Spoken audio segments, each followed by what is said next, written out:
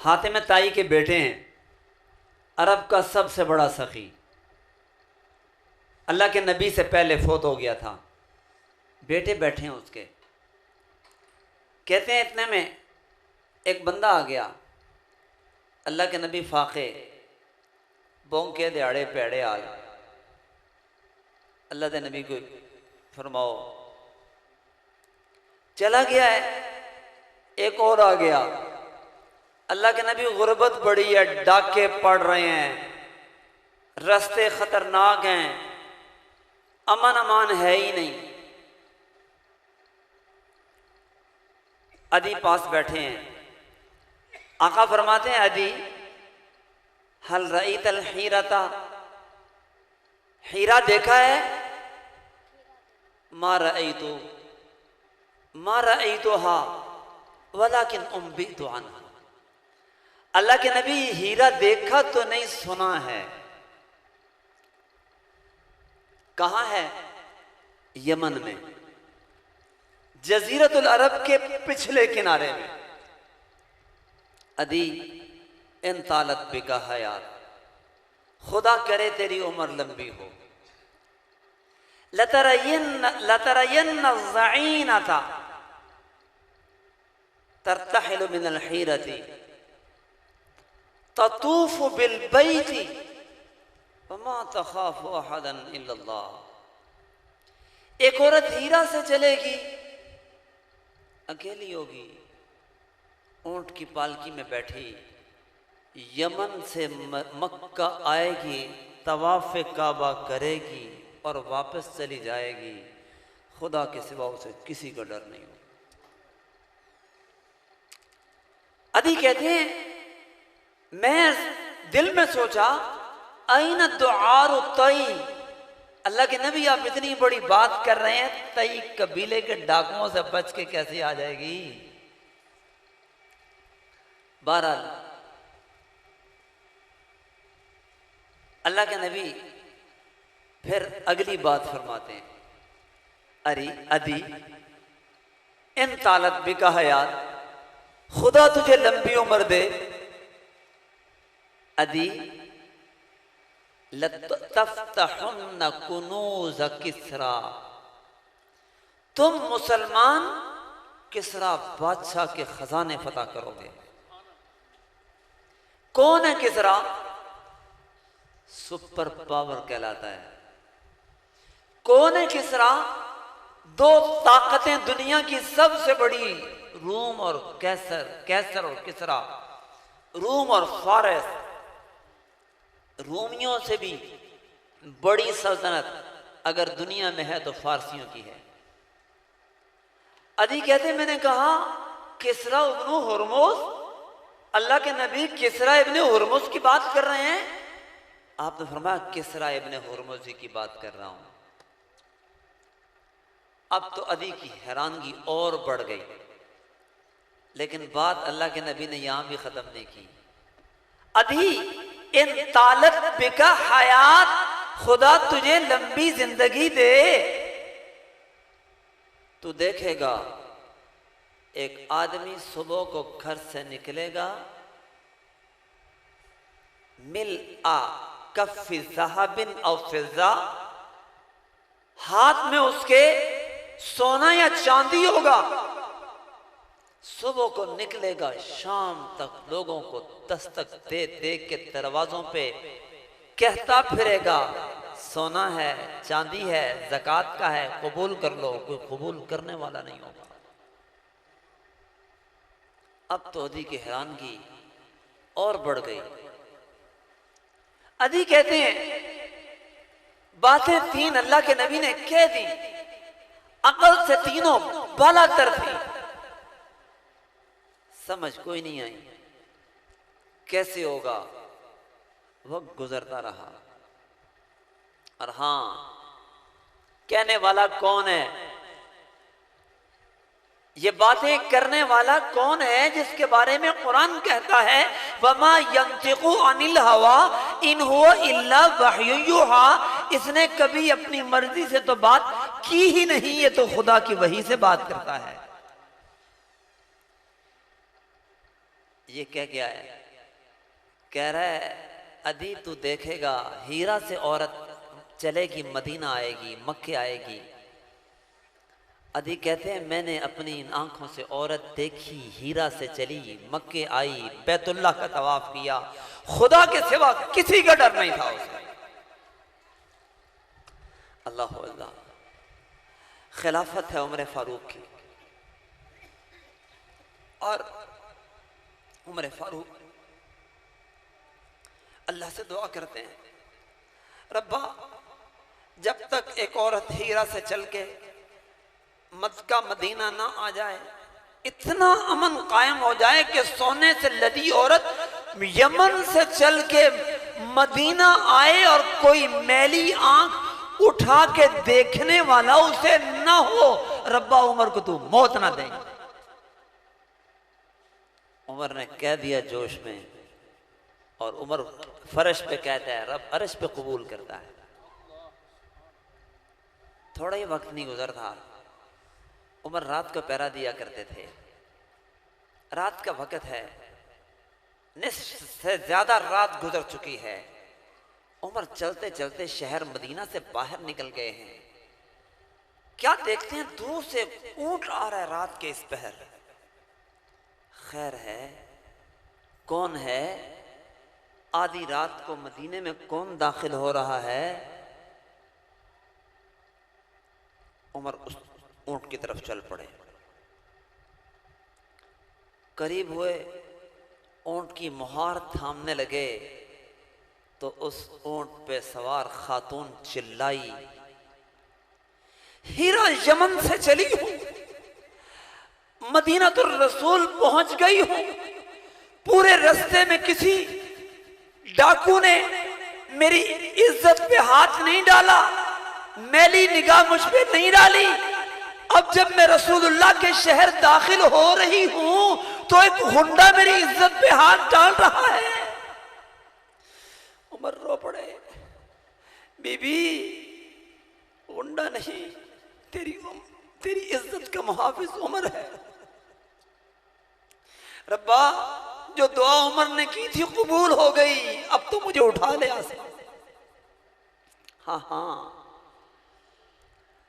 अल्लाह के नबी जो बात कह रहे हैं, सहाबा अपनी आंखों से पूरा होता देख रहे हैं। अरब का खित्ता डाकुओं से भरा हुआ है, काफिले चलते हैं, डाकू लूटते हैं, औरतों बच्चों को गुलाम बनाते हैं, मर्दों को कत्ल करते हैं, माल लूटते हैं। लेकिन इनकलाब क्या आया है? नबूवत के 13 साल मदीना के गुजरे हैं, उनमें भी आखिरी सालों में मक्का फतह हुआ है 8 हिजरी में,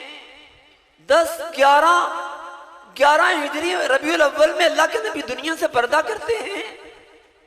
फिर 2.25 साल सिद्दीक़ अकबर की खिलाफत है, अब उमर की खिलाफत आती है। इस थोड़े से अरसे में इस इलाके के सारे डाकू कहां मर गए? मर नहीं गए, उनके अंदर से दुनिया की मोहब्बत मर गई है, उनके अंदर से अल्लाह का जो बेखौफी थी वो खत्म हो गई है, रब का डर और खौफ आ गया, मुसलमान हो गए हैं।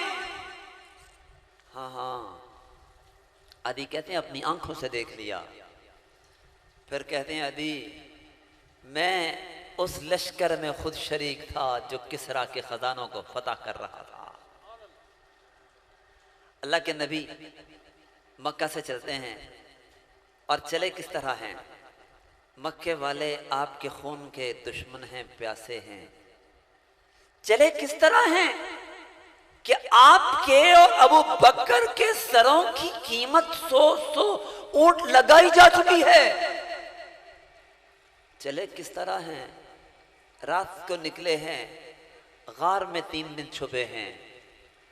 चले किस तरह हैं कि जा रहे हैं और एक राहबर साथ लिया है, कभी वो आगे चलता है, कभी ये आगे चलते हैं।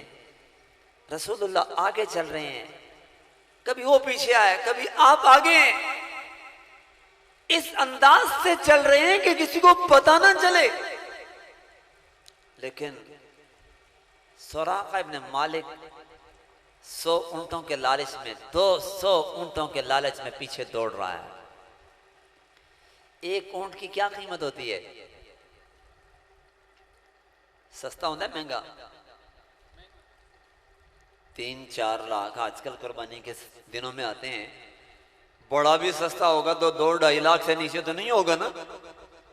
200 ऊंट छोटी मालियत नहीं है, को 5-7-10 करोड़ की बात है। सुराका पीछे पीछे। सुराका के दिन हरे होने थे, पहुंच गया नबी पाक के पास। आका जा रहे हैं, घोड़ा दौड़ाता हुआ आता है। जो ही करीब पहुंचता है, अगले दोनों पांव जमीन में धंस जाते हैं, घोड़ा जमीन में फंस जाता है। सुराका समझ गया इन्होंने कुछ किया है, इसलिए फंसा है, माफ कर दें, मेरा घोड़ा निकलवा दें। अल्लाह से दुआ की, घोड़ा बाहर। नीयत फिर खराब हुई, आगे बढ़ा, फिर धंसा, फिर माफी मांगी, फिर नीयत खराब। 3 बार धंसने के बाद अल्लाह के नबी ने फरमाया, सुराका तू क्या कर रहा है? मैं मोहम्मद रसूलुल्लाह तेरे हाथों में किसरा के कंगन देख रहा हूं। किसरा इब्ने हुरमुज के कंगन? हाँ हाँ, किसरा इब्ने हुरमुज के कंगन। बात का मतलब बहुत वाज़ेह है कि तू हमारा कलमा पढ़, हम तेरे हाथों में किसरा के कंगन पहनाएंगे। इतनी बड़ी बात। और कहीं किस वक्त में जा रही है? अपनी जान के लाले पड़े हुए हैं। कहीं किस हाल में जा रही है कि मक्के के चंद बद्दुओं से जान बचाना मुश्किल हो चुकी है। इतने ऐसे वक्त में दुनिया की सबसे बड़ी पावर और ताकत के बारे में कहा जा रहा है, मैं उसे फतह करूंगा, उसके कंगन तेरे हाथों में पहना दूंगा। आप बताएं, आज कोई मौलवी साहब कह दें जी, आज का कौन सा अमेरिका का सदर है जी, क्या नाम है उसका,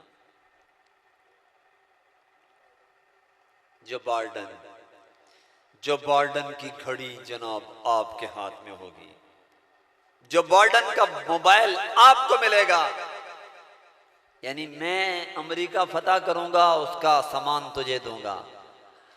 बताएं आप क्या समझेंगे? मौलवी साहब गप्पा मार दे पहने। इससे बड़ी उस जमाने में ये बात मुश्किल थी कि मक्के के चंद बद्दू जिनको जान बचाना मुश्किल हो रही है, वो दुनिया की सुपर पावर पे कमंदे डाल रहे हैं। सुराका की भी समझ में कोई नहीं आई, बहरहाल चला गया। अल्लाह के नबी ने कहा ठीक है सुराका जाओ, जाके पीछे पैरा दो, कोई बंदा आगे आने नहीं देना तूने हमारी तरफ। सुराका ने पैरा दिया, सुराका मुसलमान हो गया। उमर फारूक का दौर है, मस्जिद नबवी में उमर बैठे हैं, लश्कर आ रहे हैं, किसरा बादशाह के महल के खजाने लेकर मस्जिद नबवी में ढेर लग गए। ये ढेर सोने का है, ये ढेर चांदी का है, ये हीरे जवाहरात का है, ये दीगर मालो मता का है। मस्जिद नबवी में ढेर लग गए हैं। उमर बड़े उठकर आगे बढ़ते हैं, सोने के ढेर में हाथ मार रहे हैं, कुछ तलाश कर रहे हो जैसे। पूरा ढेर खंगाल मारा, कुछ मिला नहीं। फिर दूसरे ढेर पे गए हैं, अब इससे खंगाल रहे हैं। बिलाखिर सारे ढेर उमर ने खंगाल डाले हैं। सामान सारा नहीं आया, हजरत सारा आ गया। महल में कुछ छोड़ा नहीं, महल के सारे खजाने ढेर कर दिए गए हैं मस्जिद में। उमर मुसरे नहीं, सारा नहीं आया। हजरत आ गया, कुछ नहीं छोड़ा। अभी नहीं आया, मैं कह रहा हूं कुछ बाकी है। हजरत हमने खुद वहां से उठाया है, खुद हमने बांधा है और खुद लेकर आए हैं। आप कैसे कहते हैं सारा नहीं आया? उमर मुझसे रह के नहीं, सारा नहीं आया, सारा नहीं आया, सारा नहीं आया। अजीब बहस छिड़ गई है। लाने वाले कहते हैं आ गया है, उमर कहते हैं नहीं आया। उमर वहां गए हैं क्या जो उमर कहते हैं नहीं आया? उमर को क्या पता, मदीने बैठे उमर कैसे बड़े वसूख से एतमाद और जोर दे के कह रहे हैं अभी सारा नहीं आया। इतने में एक घोड़ा दौड़ाते बंदा मस्जिद के दरवाजे पे पहुंचा। सवारी से